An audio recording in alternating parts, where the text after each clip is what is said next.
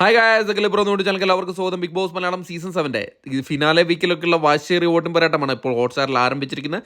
നമ്മൾ ഇന്ന് രാത്രി 11 മണി വരെയുള്ള ഒരു അൺഒഫീഷ്യൽ വോട്ടിംഗ് സ്റ്റാറ്റസുമായിട്ടാണ് എത്തിയിരിക്കുന്നത്.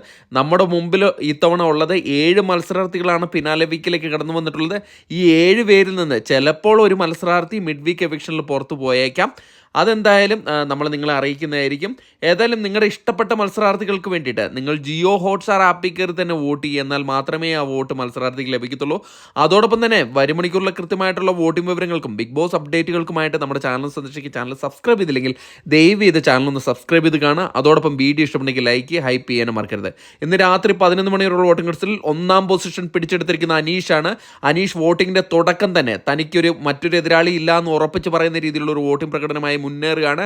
അനീഷിൻ്റെ ഫാൻസ് എല്ലാവരും തന്നെ അതൊരു വോട്ടാക്കി മാറ്റാൻ അനീഷിൻ്റെ ഫാൻസ് ശ്രമിച്ചിട്ടുണ്ട്. ഇപ്പോൾ 5890 വോട്ട് നേടി 1ാം പൊസിഷനാണുള്ളത്. 2ാം പൊസിഷനിൽ അനുമോളാണുള്ളത്. അനുമോൾ ഒരു ഘട്ടത്തിലും താൻ പിന്നോട്ടില്ല എന്ന് ഉറപ്പിച്ച് പറയുന്ന രീതിയിലുള്ള വോട്ടിംഗ് പ്രകടനമാണ് ഇപ്പോൾ കാഴ്ചവെച്ചുകൊണ്ടിരിക്കുന്നത്. ഇഞ്ചോടിഞ്ച് പോരാട്ടമാണ് അനീഷുമായിട്ട് നടത്തിക്കൊണ്ടിരിക്കുന്നത്. വളരെ ചെറിയൊരു വോട്ടിൻ്റെ വ്യത്യാസത്തിൽ മാത്രമാണ് തൻ്റെ 1ാം പൊസിഷൻ നഷ്ടപ്പെട്ടത്. ഇപ്പോൾ 5290 വോട്ട് നേടി 2ാം പൊസിഷനിലാണുള്ളത്. 3ാം പൊസിഷനിൽ നൂറയാണുള്ളത്. വോട്ടിങ്ങിൻ്റെ തുടക്കത്തിൽ തന്നെ നൂറ ഷാനവാസിനെ അട്ടിമറിച്ചുകൊണ്ട് 3ാം പൊസിഷനിൽ തുടരുകയാണ്. 3400 വോട്ടിൻ്റെ ബലത്തിലാണ് വോട്ടിങ്ങിൻ്റെ തുടക്കം 3ാം പൊസിഷൻ കരസ്ഥമാക്കിയിരിക്കുന്നത്. 4ാം പൊസിഷനിൽ ഷാനവാസാണുള്ളത്. ഷാനവാസ് വളരെ ചെറിയൊരു വോട്ടിൻ്റെ വ്യത്യാസത്തിലാണ് തൻ്റെ 3ാം പൊസിഷൻ നഷ്ടപ്പെട്ട് 4ാം പൊസിഷനിലേക്ക് വന്നിരിക്കുന്നത്.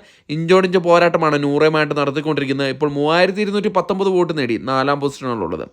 5ാം പൊസിഷനിൽ അക്ബറാണുള്ളത്. അക്ബർ വോട്ടിങ്ങിൻ്റെ തുടക്കം ഒരു കാര്യമായ ഒരു വോട്ടിംഗ് പ്രകടനം നടത്താൻ സാധിച്ചിട്ടില്ല. അതുകൊണ്ട് തന്നെ 5ാം പൊസിഷനിലേക്ക് വന്നിരിക്കുകയാണ്.